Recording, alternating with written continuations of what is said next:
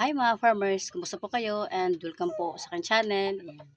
So ngayon mga farmers, mag-update lang po tayo sa aking mga alagang mga manukis po kung ano-ano po yung mga nila, yung mga itsura po dahil ito sila mga farmers ay nasa 5 months na po. So ngayon, isa-isahin natin sila ipapakita sa inyo mga farmers. Pero bago po tayo mag-start dyan sa ating topic, paki-subscribe po muna mga ka-farmers para po updated kayo sa aking mga bagong videos po. Like and share po mga farmers para po ay tayo naman ay makakatulong sa aking mga kapwa kamanukis. So mga ka-farmers, ito na yung aking mga alagang manukis.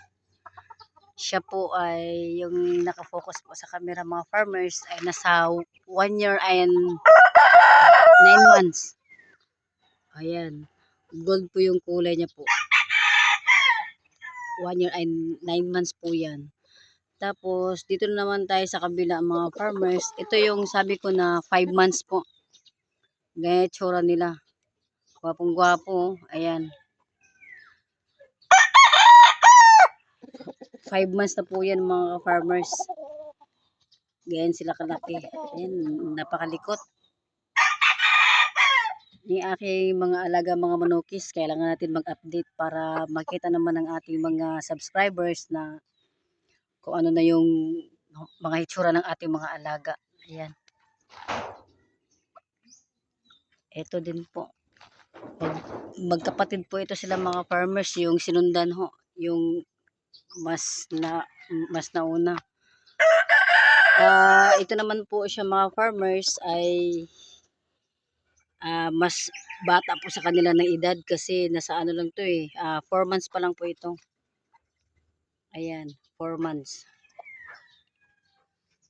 Papakita natin yung ating mga alaga para syempre makapagbigay naman tayo ng update sa ating mga kapwa kamanukis, yung mga nakaano po, yung mga nakaabang. Ayan. Tangkad ng mga paa. Ayan. Ito naman po siya, 5 months din po yan mga farmers, Picom. Yung ano niya. Dito po yung tsura nito. Ayan. 5 months po yan. Magkapatid po sila dun mga farmers, yung pangalawa ko pong naka-video po. Ayan. Picom naman siya. 5 months, ang gwapo.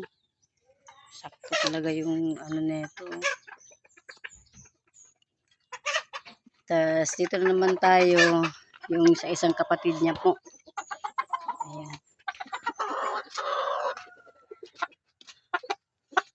5 months po yan mga kamanukis. Street comb naman po. Ayan no.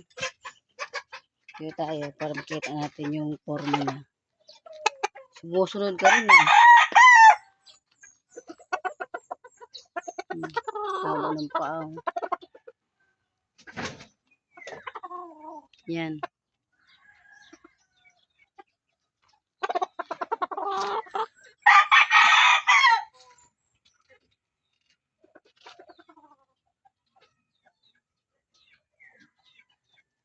Yan din sila mga ka-farmers.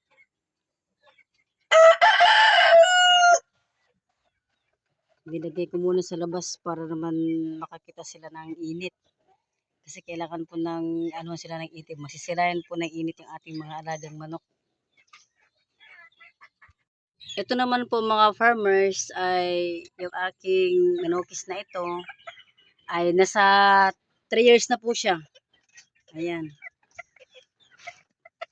Yellow leg, tsaka itim ang tahid, tsaka may bandira po yan. Bandirahan po yung buntot niya po mga ka-farmers. Ayan. Siya po ay 3 years na yan mga ka-farmers. Dito naman tayo sa aking mga maliliit. Ayan o. 3 months po yan. 3 months.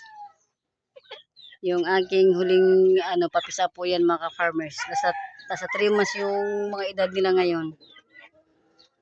Ayan o. Street comb din to oh.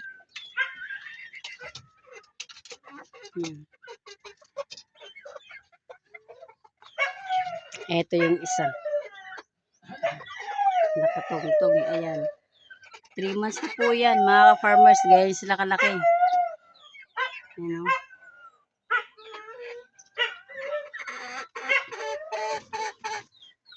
Tapos, yung iba ko po, mga farmers, ay nandito din ho sa, mga kulungan po. Yung ginawa ko. Ito yung aking dalawang, magiging inahin.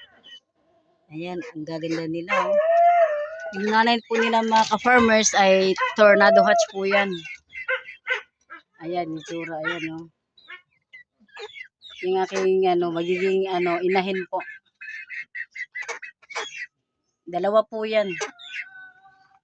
Tas ito naman yung, yung isang kasama nila. Andyan po, nakakulong po yan, eh. 3 months po yan. Ay, isa.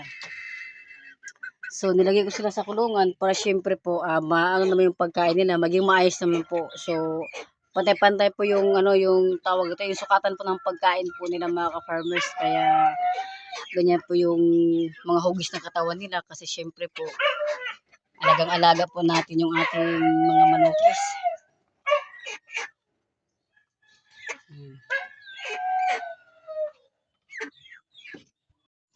Mga ka-farmers, yan lamang po ang ating update po sa ating mga ngayon, sa ating mga manukis po.